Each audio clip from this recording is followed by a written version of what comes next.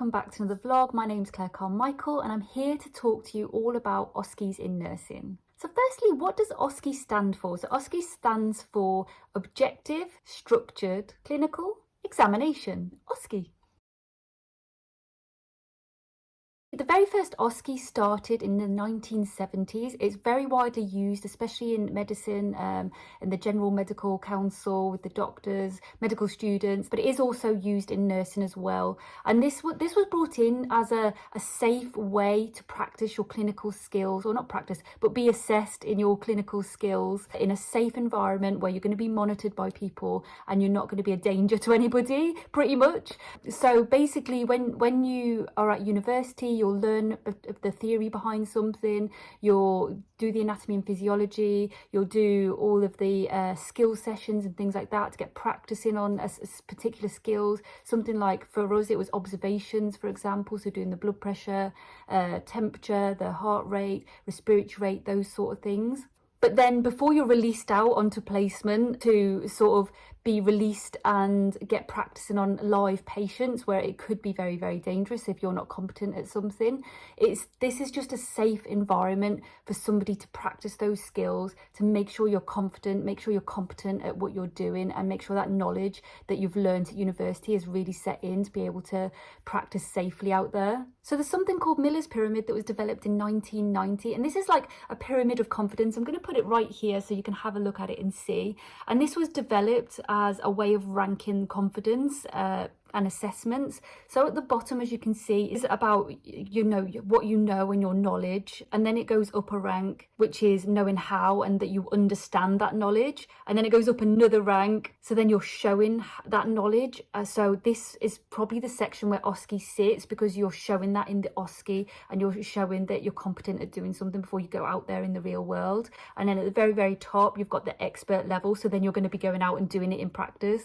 And OSCEs can be provided in two different ways. So they can be summative OSCEs or they can be formative OSCEs. So a summative OSCE is normally at the end of a module or the end of a program, and this will test your knowledge on the learning and the outcomes that the module has set for you. So this could be in the way of exams and things like that. And then there's formative assessments, which are the ones that help you prepare for placements and hopefully help you achieve the learning outcomes needed. So how long do OSCEs take? Well, at Birmingham City University, we had one OSCE in our first year, and that was just, again, like I said, just to ensure we were getting the observations right. We know how to do blood pressures and temperatures, AT assessments, that sort of thing. And this was only a 20-minute assessment, so you would go into the room. I had two examiners. One examiner was your patient, where you do the observations on them, and the other examiner would stand in the background with a clipboard marking you and seeing how you interact with the patient, make sure you're doing everything right, make sure the ranges are right and what you're saying, and things like that. And then the patient themselves, I'm assuming, will speak to the examiner after and say, oh yeah, she was really gentle, or she was a bit harsh, I don't know, whatever they say afterwards, I don't know. But that's the way that we were examined at Birmingham City University. We had to go into this room, we were on our own, we had two examiners, and then you would just go in, pretend that you're a student nurse going on to placement, and just do some observations on your patient. But every university is different, and the timings will be different and varied between every single university. There's no set rule that the NMC have stated for timings of OSCEs or length of OSCEs, that sort of thing. They just state that you have to be assessed and monitored before you go out there in clinical practice. Another type of OSCE that I've heard of is some students will have more of a spoken OSCE. So you will go into the room, their examiner will be there, and they will ask you a series of questions and you respond to the questions. It's like that sort of an OSCE rather than a physical you're doing something OSCE, if that makes sense. That's the other type of OSCE I've heard of. However, again, every university is different and how they develop these OSCEs and how they assess you and all of that. So just have a look at your own university guidelines for more information. So do you need to study for an OSCE? Absolutely. Depending on what your OSCE is on. So for example, like I said about the spoken OSCE, where they ask you a series of questions. So this could be anatomy and physiology, for example. They might ask you how the heart works and how blood pressure works. So you would need to respond to that. So those are the little things that you would have to revise. Make sure you're really sound and competent on how the body works, what the different ranges are for the observations for the blood pressure, the ranges for respiratory rate, heart rate, that sort of thing. You really need to know that because it's really important when you're out there in practice, because it could be a life or death situation with a real patient. So it's really important that you do know those skills. So I would say yes, absolutely, you should be revising and studying and just preparing yourself for an OSCE. So how difficult is an OSCE? I think I've said this in previous videos, but I'm going to say it again just in case you just missed the memo. But exams, assignments, things like OSCEs are only really difficult if you haven't prepared for it, if you haven't put in the work, if you haven't revised for it. So the amount of effort and time you spend on the revision and the studying and really preparing for something like this, you're going to find it a breeze. I feel like I was really well prepared for mine, and I think that's why I got into that really good mindset. So it's really important that you do the revision, you do the study, and you practice. So then on the day you feel a lot more comfortable. Like I said, it's not nice. You are going to feel anxious on the day, and it's going to be a lot of pressure. But if you've done all of the work, you're going to breeze through it. You know, if you mess up a little bit because you're nervous or sweating, or maybe you shed a tear, you know, as long as you're going in there and you're doing all right, I think you'll be okay.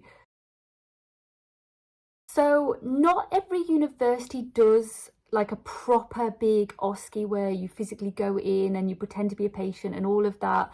Everyone will have a different way of providing an OSCE. As part of the NMC pre-registration standards that was set in 2019, they set out a whole load of criteria that universities have to meet. And obviously assessments and things like that are absolutely in there. So then each university puts in the curriculum basically. So they set their new curriculum and they show the NMC, and the NMC have to approve it. So if it's been approved and set in stone, then it's absolutely mandatory that they have to do that. But again, every university is different in how the OSCE will look, how it presents. So it's really up to the university that you're going to and how they deliver that OSCE. But as long as universities are assessing your competence, making sure you're confident and competent to go out there on placement, and making sure you're safe to handle patients, basically, that's the main thing that the NMC want. They want safety for everybody. Absolutely. Maybe not, it depends actually. I say absolutely. It depends. So we will all have clinical supervisions, we'll all have an MC revalidation where you have to sit down with your mentors or someone that's a registered nurse or registered person to do these supervisions and things like that. So you would have to sit down and do like a reflection sort of piece. So you could kind of class that as an OSCE in a way, because that other person is assessing you and assessing your competence to make sure that you're okay to nurse still. And this all come about, we had to do revalidation every 3 years, and this all come about from the Mid Staffordshire scandal. So there was a lot of things missing. So this is why revalidation come in, make sure everyone's safe to practice, make sure you're updating your skills and your knowledge, and that you're safe to work with patients still. Every single 3 years you've got to do it. So technically you are sort of assessed in a way of an OSCE, kind of, but how it looks will be completely different to where you work. Also, if you wanted to do something like your nurse prescribing course, advanced nurse practitioner course after you've qualified, they will absolutely have OSCEs as part of that, I'm sure, where you have to be assessed to do medications and clinically diagnose patients and things like that. So 100% you'll be doing OSCEs then as well. So an OSCE station, it very much again depends on which university and how they run this, but I have heard of universities where they have different stations. So one station might be a set of observations. I keep using that because that's what we did. A set of observations, and then you might have another station the other side of the room. So that'll be your first station. You'll have your patient sitting there with your equipment and you have to go through the observations, and then once your time's up on that station, you would move to a different station. So that could be to do medications, for example. So you're going through medications with your mentor, which is the examiner, and they might test you on medications, for example. It runs like that, so you have 3 separate stations to assess you, if that makes sense. We didn't have that where I was. We just had the one set station for us. So that was the room that you were in. You had your patient and things like that I've already spoke about. Won't go into much to it again, otherwise this video is going to be hours long. But that's what an OSCE station is. You'll have different tables with different things that you have to do. Some other things that you might not have thought about to how to prepare for your OSCE are your mental health. The OSCEs are absolutely terrifying for some people. I was very, very lucky where I was able to change my mindset. I don't know how, but I managed to change my mindset and imagine that I was in a real room, I was on real placement, and I had a real patient, and I just went in and I was myself. And I've got no idea how that happened, but I managed to get into that state of mind. And that is my biggest advice for you. If you can just try, forget it's an exam, forget it's being assessed, forget you've got someone in the corner marking you, and just say, do you know what, this is me, this is my real life, this is me as a student nurse, and this is my real patient. What would I do in this situation? Just try and get into that mindset and you'll be absolutely amazing. But like I said, OSCEs can be terrifying, and please don't let the nerves get the better of you. So just try, use different breathing techniques, anything that's going to help reduce your anxiety. I use things like lavender on my pulse points to help calm. There's actually some research on that as well, and it does help to a certain extent. So things like that, doing something that's going to help you relax before your OSCE, and just try and calm yourself, because the last thing you want to do is let the nerves get the better of you, and then you just completely mess everything up. And yeah, I've heard of people having breakdowns in the middle of their OSCEs and things because they're just so anxious and overwhelmed with it. So just please take some time out for yourself, take some self-care, and get the support you need. Also, make sure that you're familiar with the equipment. So like I said, if you've got a whole lot of vital signs / observations to do, make sure you know how to do a manual blood pressure, how the thermometer works, how to check pulse rate, how to look for the respiratory rate, and all of that. Just know how the equipment works before you go in there. So get practicing is my biggest tip as well. Practice on your friends, practice on your family, practice on your dogs. Anyone you can practice on, just go and practice, because that's going to help you feel way more comfortable on the day as well. Make sure you know all of the procedures, the guidelines, and your marking criteria for your OSCE. I know Birmingham City University were very, very good. So they give us a whole marking criteria and everything that they would be assessing us on. So the only thing that I could think of that you would get wrong there is if the nerves got the better of you, because you know what you're being assessed on, you know the marking criteria, so you know what points you need to hit to pass. So I hope that your university is supporting you and giving you the marking criteria in advance, giving you the policies, the guidelines to look at and everything. So it's just getting in there and getting practicing and just knowing that stuff. Timing of your OSCE as well. So again, with practice, do a whole set of range of observations or speak through whatever you've got coming up for your OSCE.